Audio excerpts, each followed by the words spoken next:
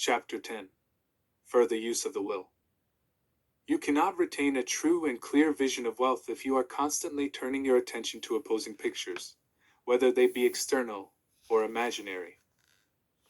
Do not tell of your past troubles of a financial nature, if you have had them. Do not think of them at all. Do not tell of the poverty of your parents, or the hardships of your early life. To do any of these things is to mentally class yourself with the poor for the time being, and it will certainly check the movement of things in your direction.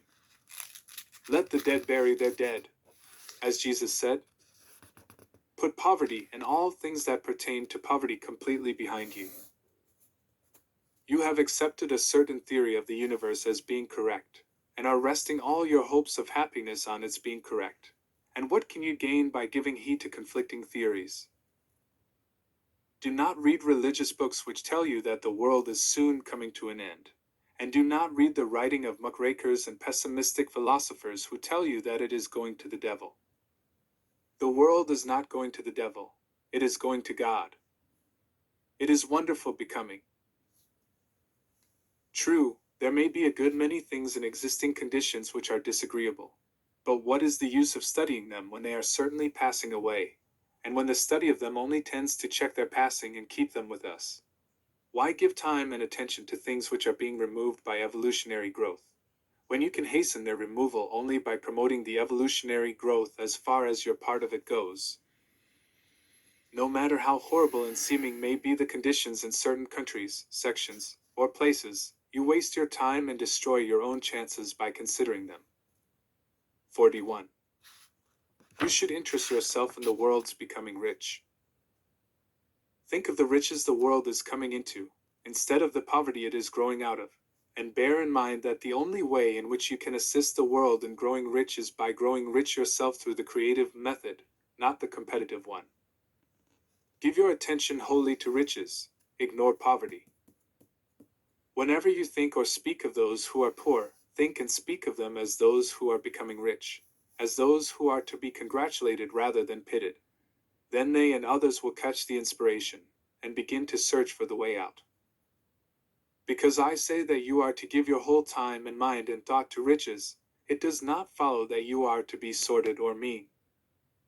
To become really rich is the noblest aim you can have in life, for it includes everything else. On the competitive plane, the struggle to get rich is a godless scramble for power over other men. But when we come into the creative mind, all this is changed.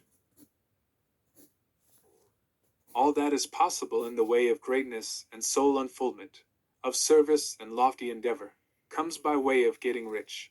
All is made possible by the use of things. If you lack for physical health, you will find that the attainment of it is conditional on your getting rich. Only those who are emancipated from financial worry, and who have the means to live a carefree existence and follow hygienic practices, can have and retain health. Moral and spiritual greatness is possible only to those who are above the competitive battle for existence, and only those who are becoming rich on the plane of creative thought are free from the degrading influences of competition. If your heart is set on domestic happiness, remember that love flourishes best where there is refinement, a high level of thought, and freedom from corrupting influences, and these are to be found only.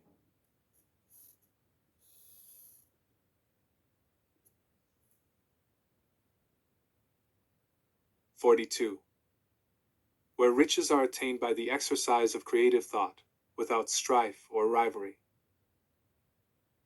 You can aim at nothing so great or noble, I repeat, as to become rich, and you must fix your attention upon your mental picture of riches, to the exclusion of all that may tend to dim or obscure the vision. You must learn to see the underlying truth in all things. You must see beneath all seemingly wrong conditions the great one life ever moving forward toward fuller expression and more complete happiness. It is the truth that there is no such thing as poverty, that there is only wealth. Some people remain in poverty because they are ignorant of the fact that there is wealth for them, and these can best be taught by showing them the way to affluence in your own person and practice. Others are poor because, while they feel that there is a way out, They are too intellectually indolent to put forth the mental effort necessary to find that way and by travel it. And for these the very best thing you can do is to arouse their desire by showing them the happiness that comes from being rightly rich. Others still are poor because, while they have some notion of science, they have become so swamped and lost in the maze of metaphysical and occult theories that they do not know which road to take.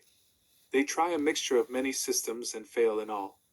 For these, again, the very best thing to do is to show the right way in your own person and practice. An ounce of doing things is worth a pound of theorizing. The very best thing you can do for the whole world is to make the most of yourself. You can serve God and man in no more effective way than by getting rich. That is, if you get rich by the creative method and not by the competitive one. Another thing. We assert that this book gives in detail the principles of the science of getting rich. And if that is true, you do not need to read any other book upon the subject. This may sound narrow and egotistical, but consider, there is no more scientific method of computation in 43. Mathematics than by addition, subtraction, multiplication, and division. No other method is possible. There can be but one shortest distance between 2 points. There is only one way to think scientifically, and that is to think in the way that leads by the most direct and simple route to the goal. No man has yet formulated a briefer or less complex system than the one set forth herein. It has been stripped of all non-essentials. When you commence on this, lay all others aside, put them out of your mind altogether. Read this book every day, keep it with you, commit it to memory, and do not think about other systems and theories.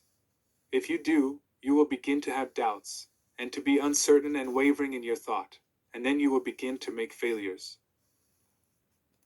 After you have made good and become rich, you may study other systems as much as you please, but until you are quite sure that you have gained what you want, do not read anything on this line but this book, unless it be the authors mentioned in the preface. And read only the most optimistic comments on the world's news, those in harmony with your picture. Also, postpone your investigations into the occult. Do not dabble in theosophy, spiritualism, or kindred studies. It is very likely that the dead still live, and are near, but if they are, let them alone. Mind your own business. Wherever the spirits of the dead may be, they have their own work to do, and their own problems to solve, and we have no right to interfere with them. We cannot help them, and it is very doubtful whether they can help us, or whether we have any right to trespass upon their time if they can. Let the dead and the hereafter alone, and solve your own problem. Get rich.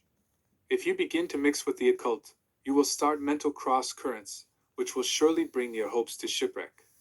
Now, this and the preceding chapters have brought us to the following statement of basic facts. There is a thinking stuff from which all things are made, and which, in its original state, permeates, penetrates, and fills the interspaces of the universe. 44. A thought, in this substance, produces the thing that is imaged by the thought. Man can form things in his thought, and by impressing his thought upon formless substance, can cause the thing he thinks about to be created.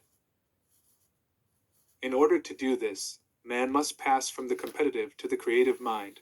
He must form a clear mental picture of the things he wants, and hold this picture in his thoughts with the fixed purpose to get what he wants, and the unwavering faith that he does get what he wants, closing his mind against all that may tend to shake his purpose, dim his vision, or quench his faith.